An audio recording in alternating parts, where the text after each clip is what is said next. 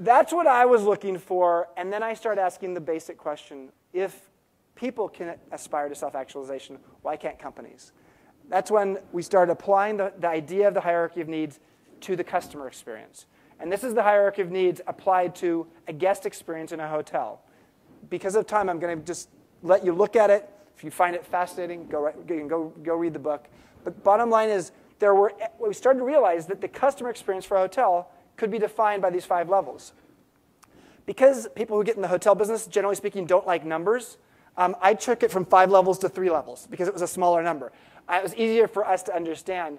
But we turned this into the transformation pyramid, which is something we have and we've trained for all 3,000 of our employees, is that basically all of us in life have survival needs, we have success needs, and we have transformation needs. And in fact, Garrett, very transformational speaker, lots about transformation. The fact is, that is what most of us, even if we don't know it, are aspiring to in life.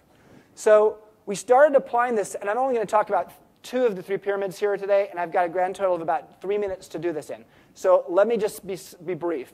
But let me say that the idea of what an employee is looking for in life is the progression up that left side of the pyramid, from job to career to calling. I did not have a calling. Terry, who was the studio photographer, was living a job when he was doing his studio photography. When he started doing his little sculptures that he could photograph, he found his calling. You heard many people today who talked about their calling.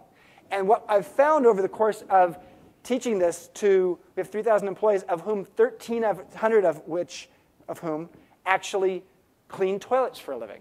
That's what they do. That's what they do the 5 days a week that they come work for us, is they clean toilets and guest rooms. So how do you move people up a pyramid? You do it real simply by actually helping people move from the task to the impact or purpose of what they do. You move nurses from being the person who creates pain with a syringe to being the patient advocate. And so the process we've learned over the course of time is that if you actually turn and engage your staff to such a point where they feel like what they're doing is a bit of a calling, they feel it, we feel it as a company, our customers feel it, and ultimately peak experiences for the employee create peak experiences for the customer and creates peak performance for the company.